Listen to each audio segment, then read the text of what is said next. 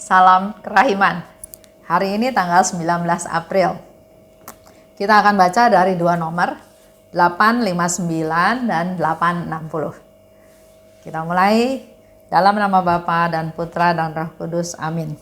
859. Krakow, Pratnik, 1 Januari 1937. Yesus, Engkau andalanku. Hari ini tengah malam, aku mengucapkan selamat tinggal kepada tahun lama 1936 dan menyambut tahun 1937. Pada jam pertama tahun baru ini, dengan takut dan gemetar, aku menghadapi masa yang baru ini. Yesus yang Maha Rahim, bersamamu aku maju ke medan pertempuran dengan berani dan perkasa. Dalam namamu, aku akan menggenapi segala sesuatu dan mengalahkan segala sesuatu.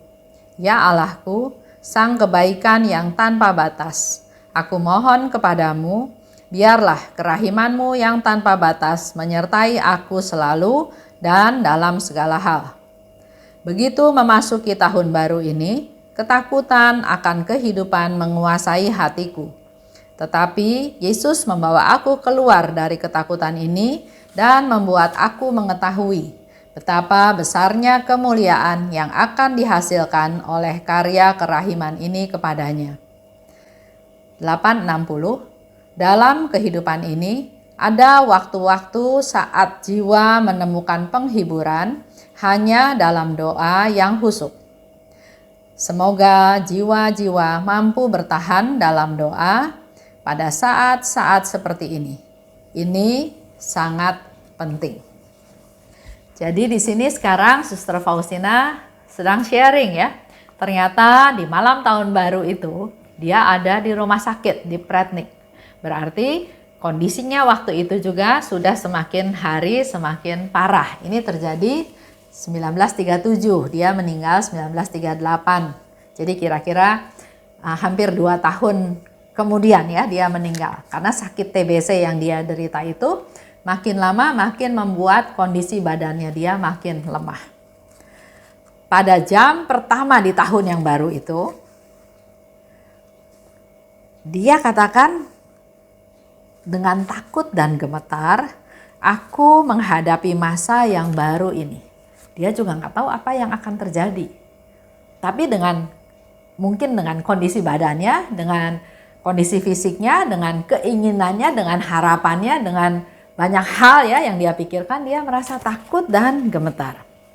Tapi hal ini tidak membuat dia berlama-lama. Dia langsung berkata bahwa Yesus bersamamu. Aku maju ke medan pertempuran dengan berani dan perkasa. Kalau kita mengandalkan diri kita sendiri, kita akan takut. Nggak tahu apa yang akan terjadi besok. Nggak usah besok ya, nanti sore akan terjadi apa? Nggak ada yang tahu. Contoh yang gampang, mereka sedang jalan-jalan di puncak gunung, tiba-tiba longsor, ketimpa longsoran, gunung meletus, atau banjir rob, banyak hal ya yang tidak terduga yang terjadi dengan tiba-tiba. Begitu pula dengan Suster Faustina, dia masuk ke tahun yang baru, ada ketakutan, tapi dia langsung bilang, bersama Engkau Yesus, aku akan masuk ke medan pertempuran dengan berani dan perkasa. Dalam namamu, aku akan menggenapi sesuatu dan mengalahkan segala sesuatu. Jadi dia sudah sungguh-sungguh menyerahkan hidupnya dalam Tuhan, dia hanya mengandalkan Tuhan sehingga dikatakan dengan namamu, dalam namamu, bersama Engkau, aku akan menggenapi segala sesuatu yang harus terjadi, tapi juga aku akan mengalahkan segala sesuatu. Jangan takut, maju terus ya bersama Tuhan. Kita nggak perlu takut dengan masa depan.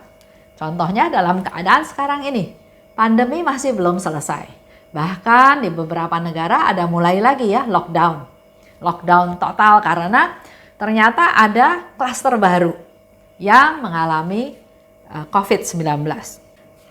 Aku mohon padamu, biarlah kerahimanmu yang tanpa batas menyertai aku selalu dan dalam segala hal.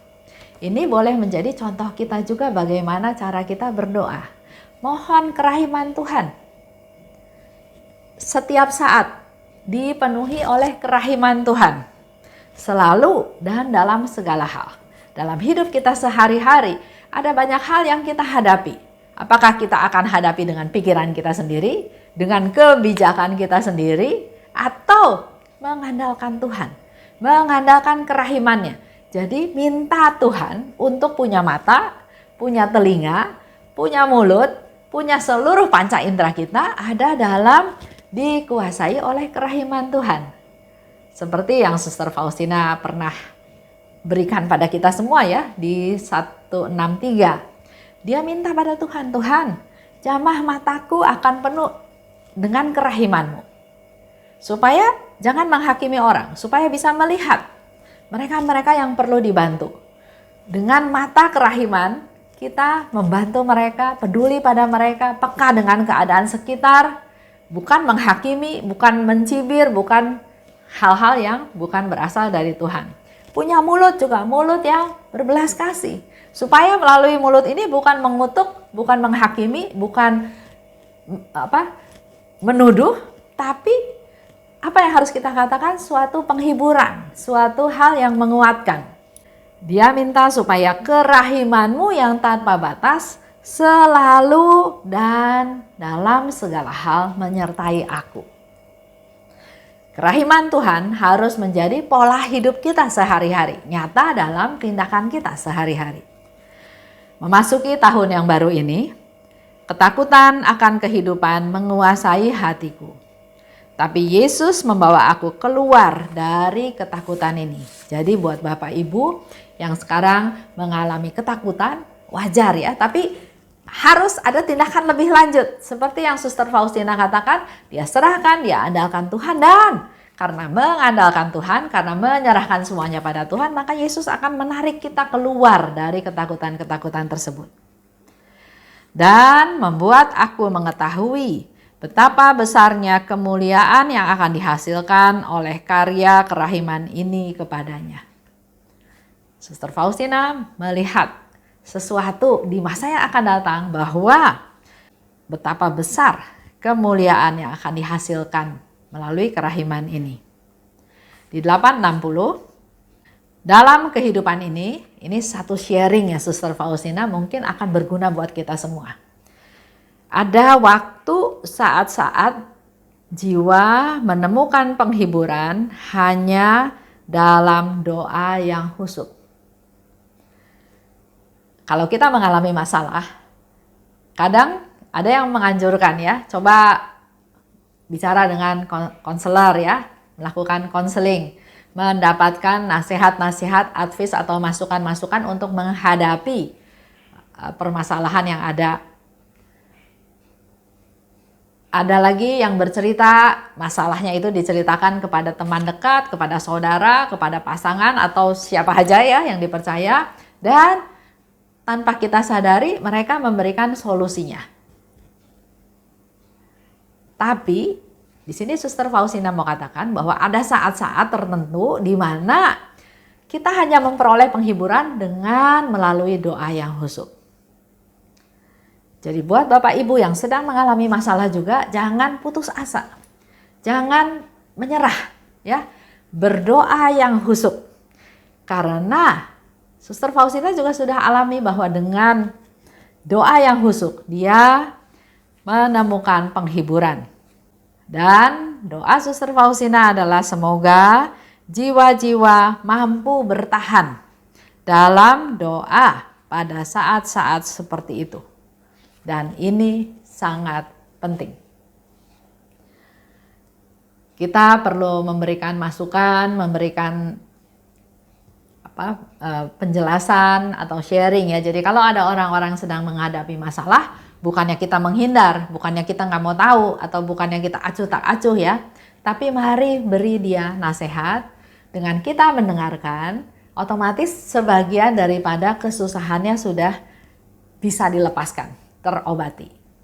Selanjutnya beri dia nasihat, beri dia kekuatan. Kalau perlu bersama-sama berdoa.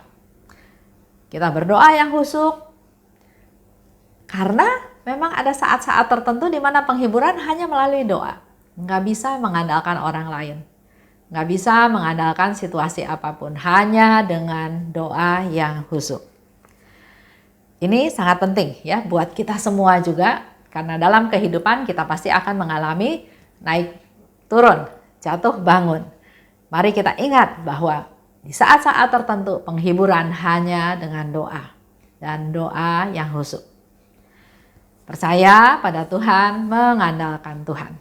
Yesus, Engkaulah andalanku. Amin. Dalam nama Bapa dan Putra dan Roh Kudus. Amin. Salam kerahiman.